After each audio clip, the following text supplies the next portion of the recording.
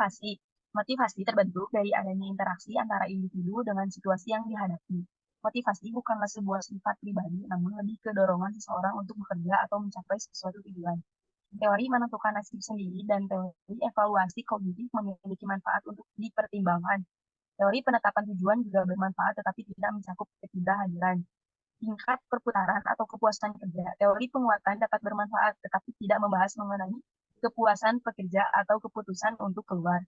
Karakteristik yang paling unggul dari teori keadilan adalah bahwa teori ini mencetuskan riset atas keadilan organisasi, yang mana memiliki lebih banyak dukungan dalam literaturannya.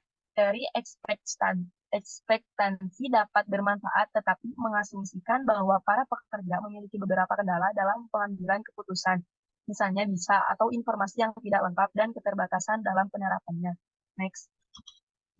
Manusia adalah sebagai makhluk individu dan makhluk sosial dalam hubungannya dengan manusia sebagai makhluk sosial. Terkandung suatu maksud bahwa manusia sebagaimanapun juga tidak dapat terlepas dari individu yang lain. Secara kodrat, manusia akan selalu hidup bersama. Dalam dunia pendidikan, seorang anak memerlukan motivasi baik dari orang tua, guru, maupun teman-temannya agar ia mampu meningkatkan prestasi belajarnya. Berdasarkan pembahasan dalam hal ini, maka dapat disimpulkan bahwa motivasi memberikan peranan penting dalam produktivitas di dalam organisasi di mana individu tersebut bekerja banyak. Para ahli yang memberikan definisi mengenai motivasi berdasarkan sudut pandangnya. Salah satunya adalah Siagian, yang mengatakan bahwa motivasi adalah keseluruhan proses pemberian motivasi bekerja kepada bawahannya sedemikian rupa sehingga mereka mau bekerja dengan ikhlas demi tercapainya tujuan organisasi dengan efisien dan ekonomis. Selanjutnya, faktor-faktor yang mempengaruhi motivasi baik secara internal maupun eksternal, kemudian teori-teori yang mendukung motivasi terbagi dua, yaitu teori motivasi kepuasan dan teori motivasi proses. Motivasi selain berperan dalam meningkatkan produktivitas bagi organisasi maupun motivasi juga memberikan kontribusi yang besar dalam memberikan masukan yang berarti kepada bawahan berkaitan dengan kinerja yang seharusnya diterapkan di suatu organisasi, baik organisasi pemerintah maupun swasta.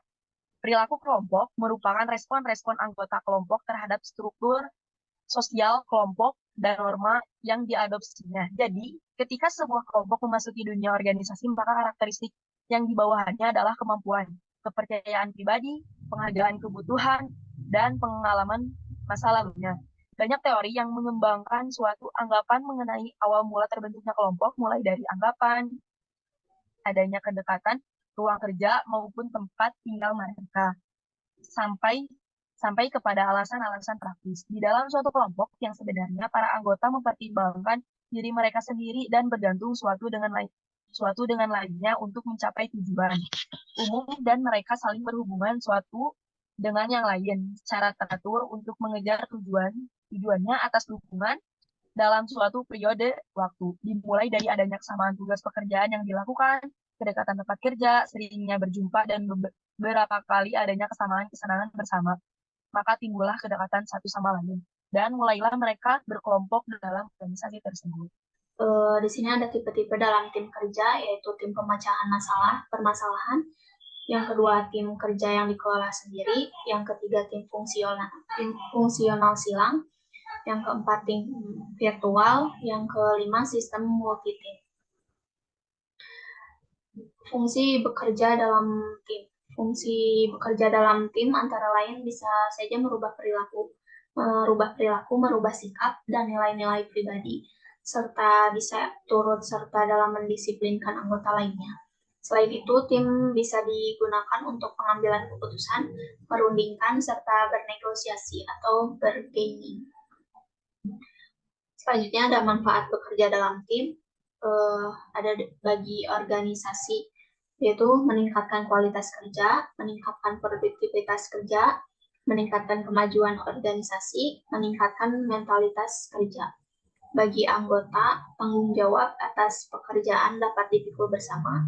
Stres apapun beban akibat pekerjaan akan berkurang sebagai media aktualisasi diri. Aktualisasi diri, memperoleh balas jasa dan penghargaan, dapat menyalurkan bakat dan kemampuannya. Selanjutnya, komunikasi. Komunikasi komunikasi organisasi adalah suatu perilaku yang dilakukan di dalam organisasi untuk pertukaran informasi seperti pengiriman dan penerimaan pesan di antara orang-orang yang berada di dalam organisasi. Terdapat beberapa arah dalam komunikasi organisasi, yaitu komunikasi arah ke atas, ke bawah, dan lateral, yang membedakan cara berkomunikasi dalam suatu organisasi. Dalam organisasi terdapat juga jaringan kelompok kecil yang formal dan kabar selentingan. Metode dalam komunikasi dibedakan menjadi dua, yakni komunikasi formal dan komunikasi informal. Pemilihan metode pun dilakukan dengan sangat hati-hati sehingga tidak terjadi kesalahpahaman yang menyebabkan terjadinya miscommunication. Di dalam suatu organisasi di dalam